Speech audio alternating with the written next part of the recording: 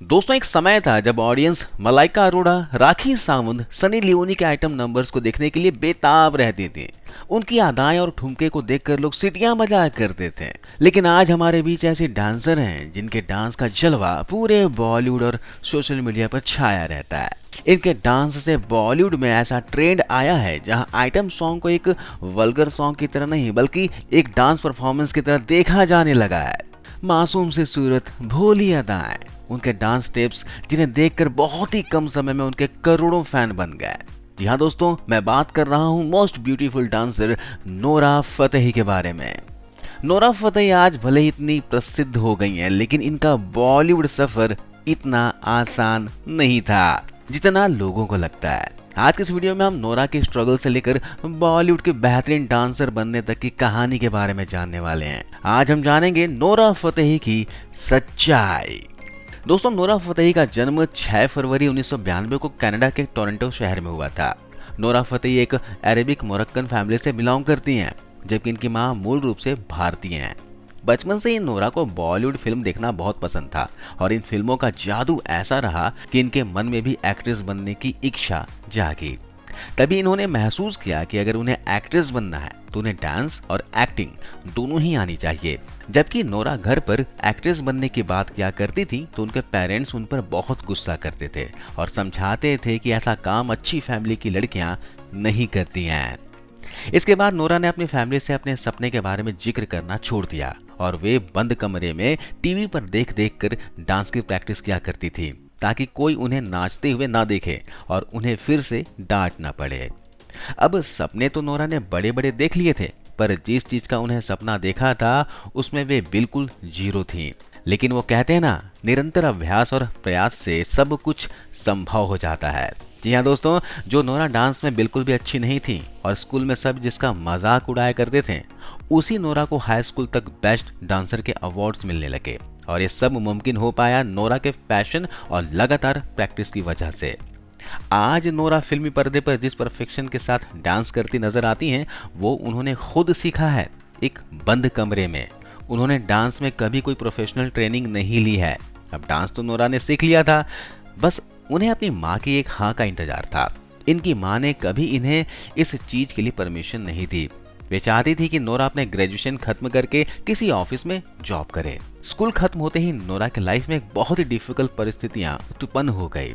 उनके पेरेंट्स का तलाक हो गया, जिसकी वजह से फैमिली की सारी रिस्पॉन्सिबिलिटीज नोरा पर आ गई। अब नोरा ने एक वेट्रेस की जॉब करना शुरू कर दिया और साथ ही भारत की मॉडलिंग एजेंसी में अप्लाई करना शुरू किया, जिसके बाद एक मॉडलिंग एजेंसी ने उन्हें हायर कर लिया। तब नोरा साल 2012 में मुंबई आई और इसी साल वो एक दो एड्स में भी नजर आई, जिसके लिए उन्हें 20 लाख रुपए की पेमेंट की जानी थी।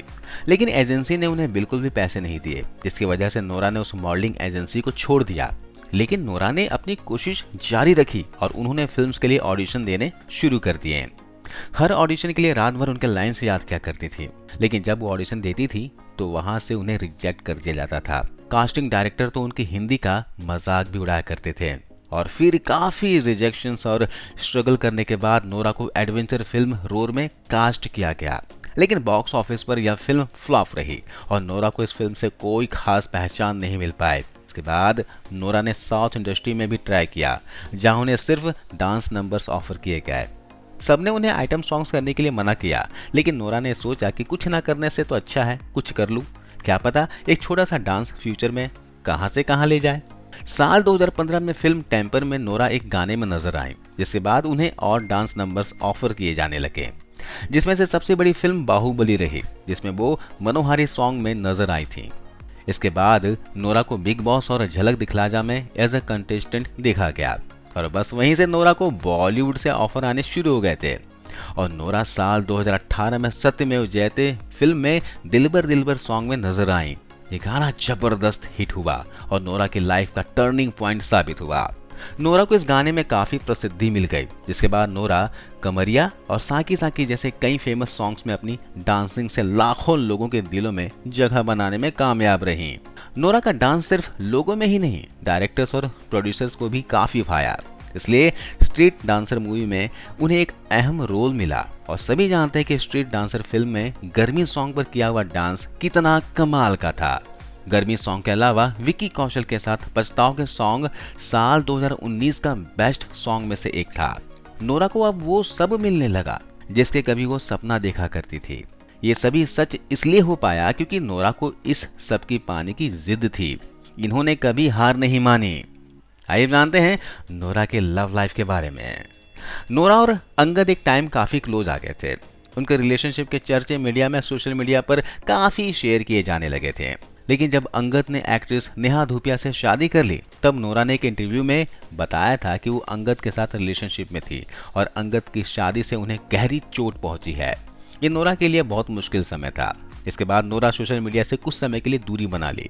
अकेले रहकर नोरा को रियलाइज हुआ कि मुझे खुद को संभालना चाहिए और अपने करियर पर फोकस करना चाहिए, क्योंकि आज वो जिस ऊंचाई पर हैं यहाँ तक पहुंचना उनका हमेशा से सपना रहा है।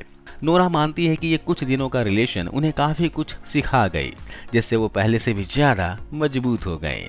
नोरा बिग बॉस की वाइल्ड कार्ड एंट्री थी। उनके शो से बाहर आने से पहले प्रिंस नरूला ने उन्हें प्रपोज भी किया।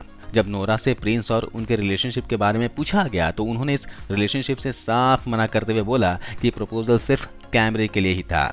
मेरे और प्रिंस के बीच ऐसा कुछ भी नहीं रहा। आइए अब जानते हैं नोरा फतेही के लाइफ से जुड़ी कुछ ऐसी बातें जिसके बारे में शायद आपको नहीं पता होगा। नोरा ने जब अपने स्कूल में बेस्ट डांसर का अवार्ड जीता तो उन्हें एक डांस स्कूल से स्कॉलरशिप भी मिली थी, पर उनकी मां ने उन्हें वहां जाने नहीं दिया। नोरा जब मुंबई आई थी तब वो एक गर्ल्स हॉस्टल में रहा करती थी। जिस एजेंसी ने उनके 20 लाख रुपए की बेईमानी की थी उसने नोरा का पासपोर्ट भी अपने पास ही रख लिया था। नोरा एक मल्टी टैलेंटेड लड़की है। उन्हें कैनेडियन के अलावा अरेबिक, इंग्लिश, हिंदी और फ्रेंच भाषाएं भी बोलना आता है।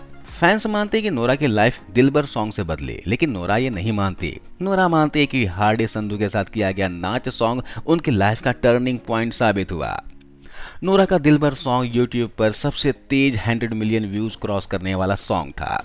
इस सॉन्ग से वो बेस्ट डांस परफॉर्मर बनकर तो सामने आई ही, साथ ही लोगों ने यह भी जाना कि वो हर बार कुछ नया परफॉर्म करती हैं। नोरा एक एक्ट्रेस, डांसर होने के साथ साथ एक यूट्यूबर भी हैं। उनके यूट्यूब चैनल पर आज के समय में 3.73 मिलियन से भी ज्यादा सब्सक्राइबर्स हो चुके हैं और अपने चैनल पर कई तरह के कंटेंट अपलोड करते रहती है। नोरा एक आइटम सॉन्ग करने के लिए 3 से 4 करोड़ रुपए चार्ज करती हैं। तो दोस्तों आज इस वीडियो में बस इतना ही। नोरा फतेही का वीडियो आपको कैसा लगा आप कमेंट करके जरूर बताना। जय हिंद।